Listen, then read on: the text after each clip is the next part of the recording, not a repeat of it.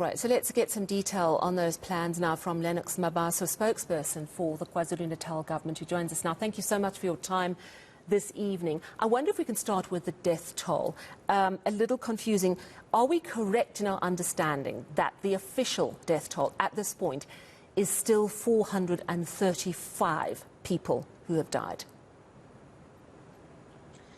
Yes, the figures that were last communicated, Sally and Shahan, 435 is still the official death toll. As soon as there's a new update, we'll be able to update. You'll recall what the National Minister of Police indicated, that there's a process of verification and certification of the deceased, including the autopsizing of the deceased, so that we can indeed arrive at the point where we can say this particular deceased is as a result of the flood.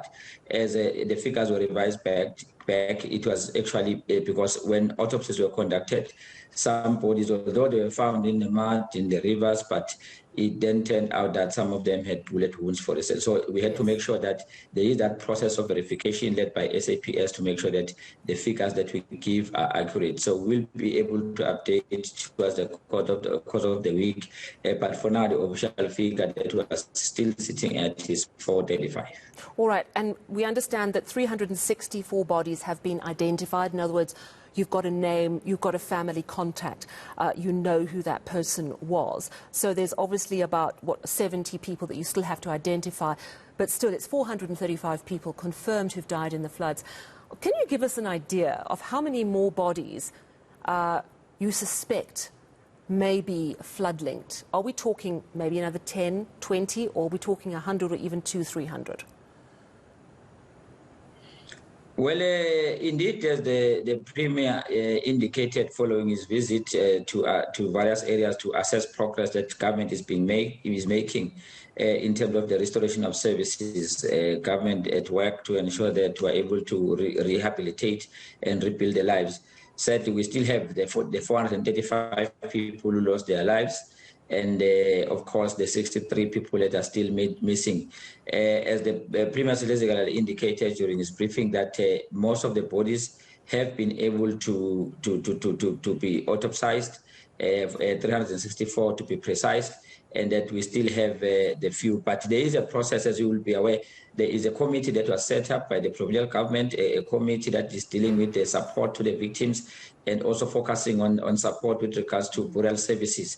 So there is a process of attempting to reach the next of kin for those that have not been collected, and also ensuring that those that have been identified are able to bury their loved one with dignity, as it has happened in the past couple of weeks. I'm trying to get an understanding of how much higher the death toll might go. It's currently at 435, and you say there are a number of bodies that you're not sure if they died through flooding. Can you give us an idea of how many bodies that may be? And I understand that that number may change. I'm trying to get a sense of whether it's a few bodies or whether it's a significant number. Well, at this point in time, we in a disaster situation like this, we avoid to be alarmist and to actually just bend about numbers. We want to communicate the reality and the real situation, and I think as we have been doing the provincial government, we've been very transparent and open, and I think as we give the update in the coming days, if there are changes to the figures, that will be communicated in a manner that we've been doing, working very well with your colleagues in the media. Okay, so I understand that you're not going to give me a number. All I'm asking from you is whether the bodies over that 435 figure of confirmed dead, the bodies that are still under consideration as possible flood victims, is it a significant number of people? I mean, could we see a significant jump in this death toll? Well, what we can communicate on the record and officially is the 435 that has been concluded.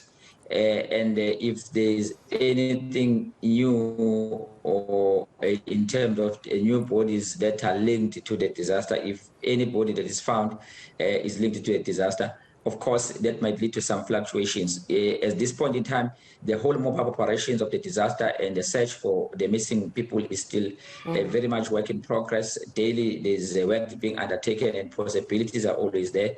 So at this point in time, we have this official figure of 435, and we hope that we do not get beyond this figure, because we believe that it is a very much Sure. serious loss for the provincial government of KwaZulu-Natal. But if it does happen that we cross this mark, we are certainly going to communicate. But we are in a live situation. Anything is possible. I hear you.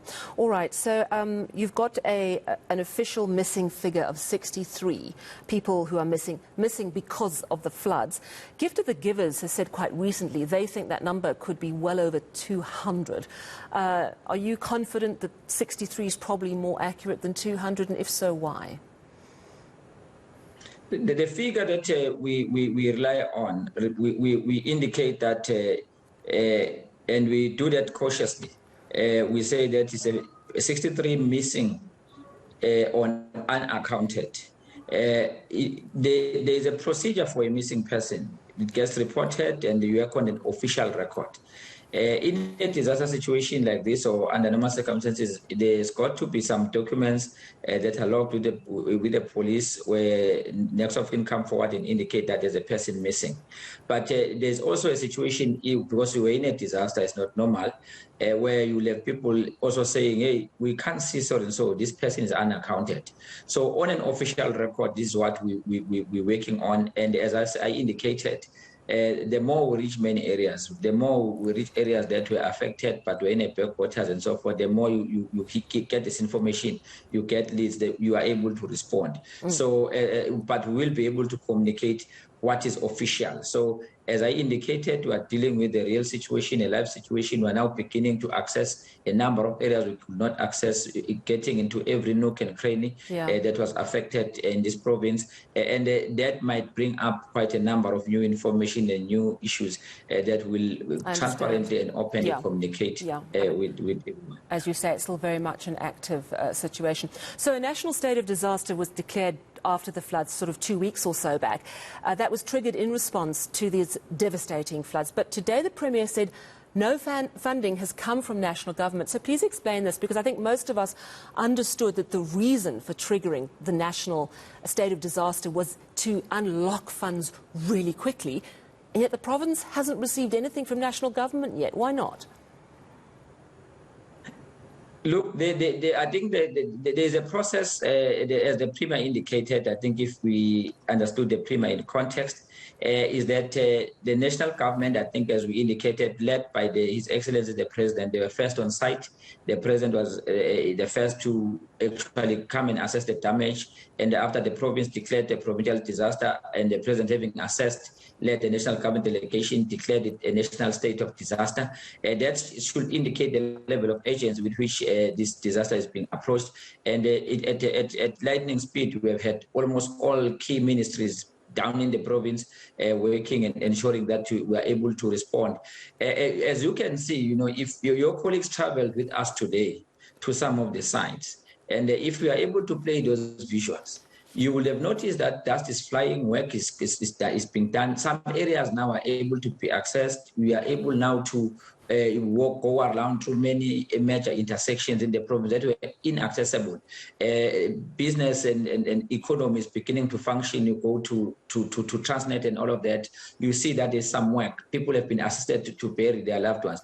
That is because government, before you actually, because I think people when they hear that the current estimation, which is still not complete, is estimated at about 17 billion, they think that government is going to sit and fold their arms. No, that's not the case. Government works within their baseline. They start from their baselines and say, what is it that can we do in the interim, because we're not going to sit and fold our arms. There is something that we can do. So work is continuing as the government is going to be reprioritizing and ensuring that there is money for the disaster. For instance, if a provincial department is using its own money baseline to fix infrastructure like the road towards Makapeni, national government, when they get that money out, they allocate money for disaster. They will then reinvest the province, but the province or the department can continue. If a national department of social development can continue rolling out services to people that still require essential services and relief,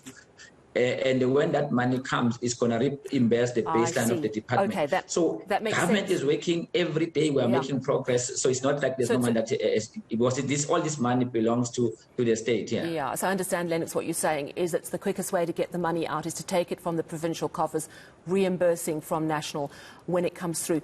Did you just say 17? It's one of the options, yes. Did you just say 17 billion rand in damage and still counting?